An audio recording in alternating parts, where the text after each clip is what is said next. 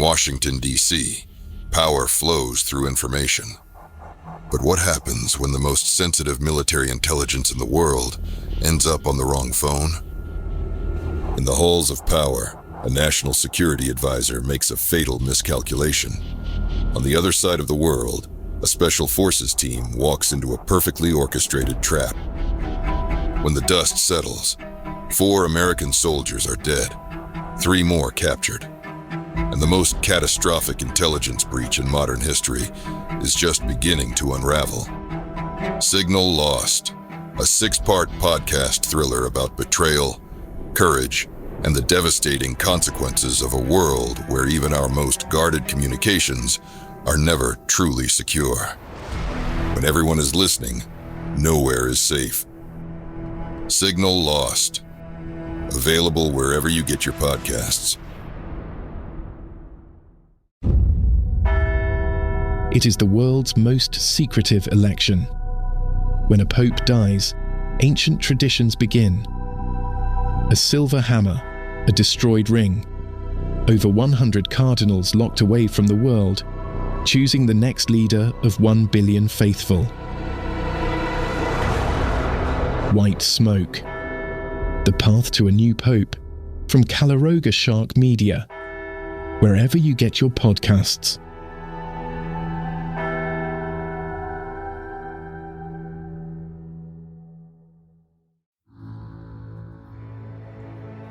Calaroga Shark Media. Hi-li-ho, I'm Johnny Mac with your daily comedy news. Rough start down at the Melbourne International Comedy Festival. It was the opening night Comedy All-Stars Super Show. 2,800 people at the Palace Theatre in St. Kilda. And it was halted just 3 acts in. One audience member posted on Twitter, according to Chortle, something happened in the dress circle at the Palace Theatre in St. Kilda during the 3rd comedian's act at the Comedy Gala. Show was paused and now canceled. We're told there was a medical emergency within the audience upstairs. The festival said they will be in touch with all ticket holders. The festival runs from now through April 20th.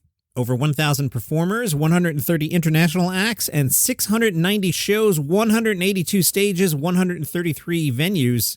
Some folks you may have heard of: Julio, Torres, Danny Boy, Reese Darby, Mark Watson. I've talked about him a few times on the show. Eliza Schlesinger's heading down there. Some of the shows include the annual Great Debate, the Aboriginal Comedy All-Stars, and the Asian All-Stars Gala.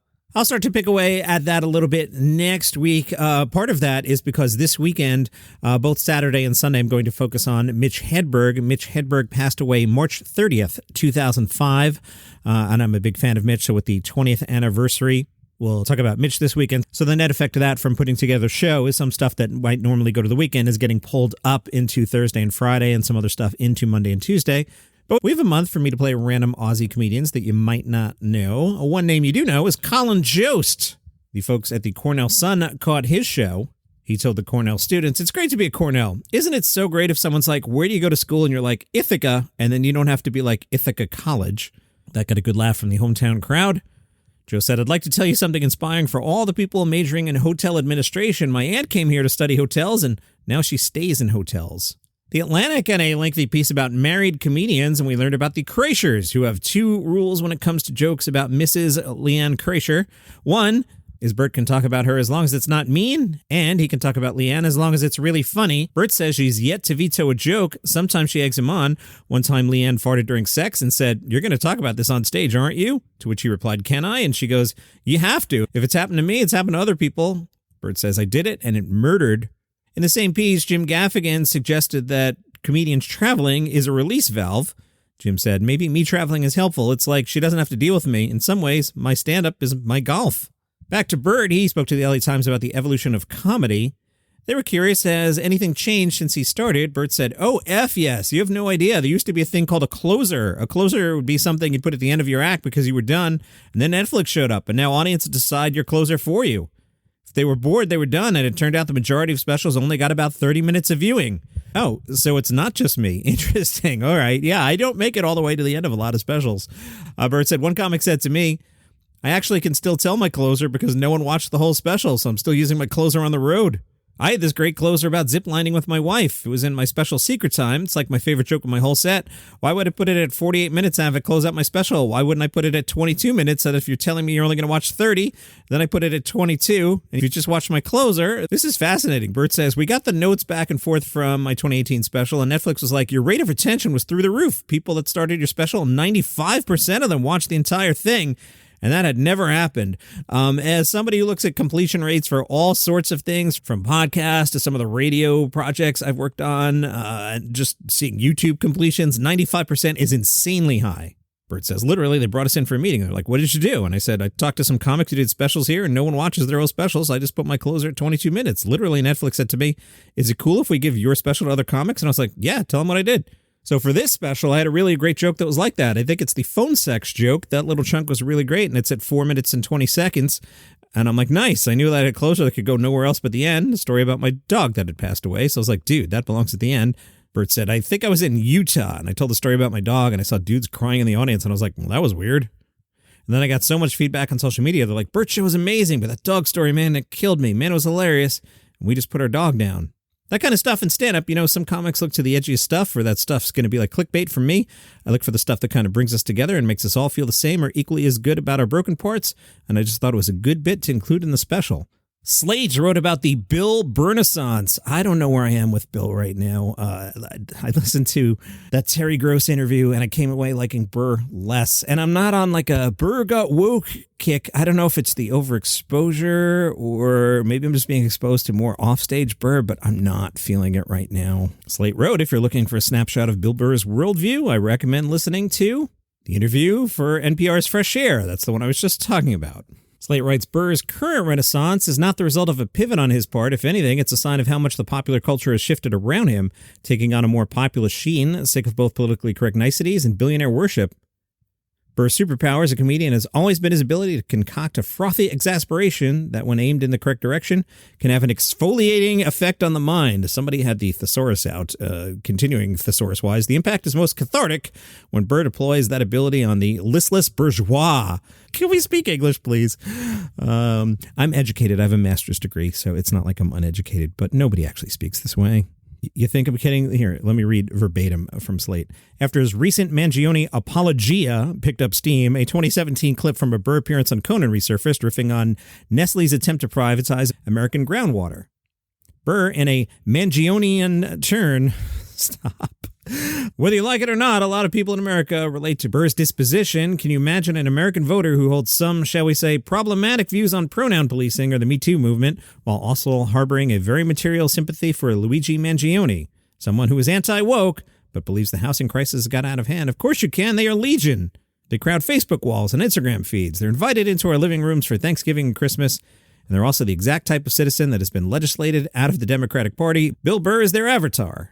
And the question becomes whether the next phase of liberal culture, for better or worse, will be shaped in his image, one primal scream at a time. Whew. All right. Trey Crowder in the LA Times said, had the election gone the other way, he was planning on trying to pivot not completely away from politics, but to doing just general comedy stuff online that wasn't political. I do some cooking videos and stuff like that here and there, but then with the election going what it did, it just feels like, what else am I going to talk about? All my favorite comics talked about real stuff, social or cultural issues or whatever. So I always want to do some of that without being too overtly going completely after just one side or one political party. I have a chunk in there about making fun of the idea of white supremacy. I'm talking about a very serious subject, but in my opinion, it shouldn't offend anyone but a white supremacist. If you're conservative, but you're not a white supremacist, it shouldn't bother you to hear me make fun of white supremacy. And so that's kind of how I try to think about it. The LA Times was curious about Trae being more liberal than most families in the rural South. Trae said, my wife and a lot of my friends are liberal people from small southern towns. Pretty much every single one of them is what I call the blue sheep. They're from a typical southern conservative family, and they're like the wacky liberal at the table. He discusses how his uncle is gay and how growing up he didn't go to church. My dad didn't send us to church because they're very homophobic. My dad ran the video store in this tiny little town. He was like, into David Bowie and David Lynch and foreign movies and stuff like that. So I'm pretty much just the way I was raised to be. It just happened in a very odd place for that to happen. I feel bad sometimes because a lot of people will ask me for advice on how to deal with their crazy, insane MAGA relatives. And like I said, I almost feel guilty about it because I'm like, I don't have any of those. Sophie Buddle told What's Up Newport, it's an interesting time to be a Canadian living in the United States. I had a gig once in Canada performing for the Canadian Navy, and honestly, they didn't really seem tough. And so I've been offering that up to Americans. They can just invade by sea. It's so ridiculous that Americans are siding with Canada, which, you wouldn't think that would help. I've always been really influenced by American comics. I'm on the road with Taylor Thomason right now. She's a big influence on me. Nikki Glazer, Beth Stelling, Sarah Silverman, tons of female comics. I've always looked up to them. Mateo Lane talked to the Windy City Times about growing up in Chicago. What do you remember most? I love this. Mateo said, I remember the corner of Clark and Addison across from Wrigley Field. It was just a parking lot with a Taco Bell and maybe an Irish pub, and that was that. Then I came back after the Cubs won the World Series, and it was like Woodfield Mall, apartments, hotels, restaurants. I'm asking, what the hell is this? But I didn't hang out off the Red Line until I was 21 and old enough to go to bars. I was hanging out in Jefferson Park and places like the Irish American Heritage Center because that's where all my friends lived in the city. The Windy City Times said, it's interesting when you said an Irish bar because there are about 3,000 of them in Chicago. Mateo said, I'll never forget my friend Carrie. We were driving and it was on Clark and Addison. There was a sign reading, new Irish pub coming. And she said, yeah, that's just what the city needs, an Irish pub. Amy Schumer has shared an update on her use of weight loss medication. She was singing the praises of Manjaro and then commented on the British royal family and said, that's all I have to say. I'm not going to talk any stuff. I'm not going to stir the pot. But why don't we have to call Kate Middleton Kate of Wales? Random. By the way, if you want to keep up on the royal family, I write for the podcast Palace Intrigue. We talk about the royals 7 days a week. It's a lot of fun. Boy, that Meghan Markle's a lot of fun. Alana Glazer will host the 2025 Webby Awards. It's the 29th annual ceremony in New York City, May 12th. Johnny Carson would have turned 100 years old this year. This year's Great American Comedy Festival is celebrating Johnny. And who better to honor Johnny Carson with than Yakov Smirnoff? In Soviet Union, Johnny Carson honors you. Yakov will do Saturday, June 14th. Your headliner on the 13th, James Austin Johnson. The festival kicks off Thursday, June 12th with the traditional family comedy magic show. All three shows I've mentioned are at 7 o'clock at the Johnny Carson Theater, GreatAmericanComedyFestival.com. That new show, The Studio, on Apple TV Plus is getting amazing reviews. Slate called it the best new comedy of 2025. And they warn us the studio is not casual second screen watching. The episodes move fast and demand close attention from the viewer with throwaway visual jokes crammed into the corners of the frame, Simpsons style. I will get to that tonight, and I say that definitively because Thursday night is the night I watch The Pit. That is the medical drama on Apple TV Plus. Last week's episode was amazing. So while I have the Apple TV Plus on, I'm sure I watch The Pit and switch over to that one. Unless my wife decides it's one of the We Watch This Together shows, in which case I'll get to it in about 7 months. I caught up on some podcasts. Mark Maron had on Nick Thune. Nothing really interesting there, but I will recommend Mark Maron with Chris Fleming. They talked about bombing, the Boston comedy scene, and show sequencing. Specifically, you don't want to go after Bobby Kelly, apparently. That was a very good listen, and Chris Fleming is a comedian I hope has a good year and deserves more people to know what Chris is up to. As I mentioned before, I listened to Bill Burr on NPR and came away going, I don't know about that. Just wanted to share with you guys, I had been noticing a couple websites that used to be pretty... I want to be positive. They were really great websites. The 800-Pound Gorilla, I've noticed since January 1st, they've kind of slowed down their comedy coverage other than the stuff that they're promoting internally. They had bought out the Laugh Button website, so that's kind of a loss. Also, the Interrobang has pretty much gone dormant. I don't know what's up with that. Who does great coverage, the New York Times, and I'm not just saying that because of friend of the show, Jason Zinneman. Obviously, I'm a huge fan of Jason, but some other people write comedy pieces in there as well. The LA Times, at least once a week, has a major headliner, and they do a great job. LateNighter.com is a great source, and also Vanyaland covers the Boston comedy scene. You should check that out. But all week, we've been talking about Indian comedian Kunal Kamra. You may recall he had made a joke about one of the local politicians. At a statement released on Monday, Kamra said he would cooperate with the police and courts for any lawful action. But will the law be fairly and equally deployed against those who have decided that vandalism is the appropriate response to being offended by a joke? I bounced this from yesterday because it got a little busy. The Sprung Comedy Festival has kicked off in Silver Spring. If you're in town tonight at 7 o'clock, Improbable Comedy presents Funnier Than Fiction. In a partnership with Story District, Funnier Than Fiction features storytellers presenting their funny stories about real situations that are so ridiculous you just have to laugh. 6 or 7 comedians on that bill. Tomorrow at 5 p.m., The Originals, all native comedy. Improbable Comedy has gathered pan-Indian talent from New Mexico, New York, and the DMV to delight and entertain you. 75-minute show. Friday night, Desi Comedy Night. And boy, whoever wrote the copy, you tried too hard. They listed some comedians and wrote, they will bring spice and laughter to the stage. Just don't. At 9 o'clock, also Friday, Law and Order Comedy turns laughter into law as attorneys, former criminals, and law enforcement bring hilarity to the often not funny criminal justice system. Saturday is Science Comedy Night. I like what these guys are doing. These are very different shows. Hosted by science journalist and stand-up comedian Kasha Patel.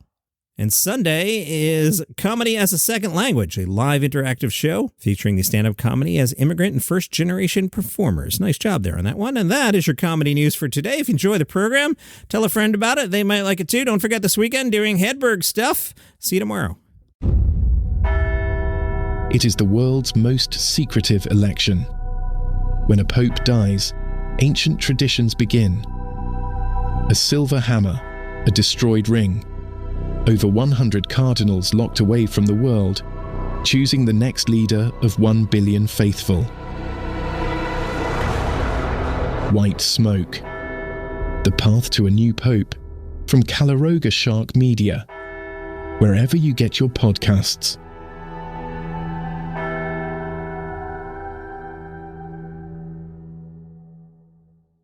If you're fascinated by UFOs, aliens, ghosts, demons, cryptid creatures like Bigfoot, Chupacabra, and Mothman, then I have the show for you. The Paranormal 60 with Dave Schrader. Each week, we investigate different claims of the supernatural and try to shed light into the darkness, bringing you the top guests and experts from around the world. Enter the fray. Then join me, Dave Schrader, your host, as we investigate all aspects and claims of the supernatural and paranormal. Listen on all of your favorite podcast platforms: Good Pods, TuneIn, Pocket Casts, Deezer, Player FM, Amazon Music, Audible, Podcast Addict, Podchaser, Google Podcasts, CastBox, Spotify, iHeartRadio, and Apple Podcasts. The answers to life's biggest questions and miracles and mysteries awaits you. So join me each week, 2 brand new episodes of the best in paranormal podcasting, The Paranormal 60 with Dave Schrader.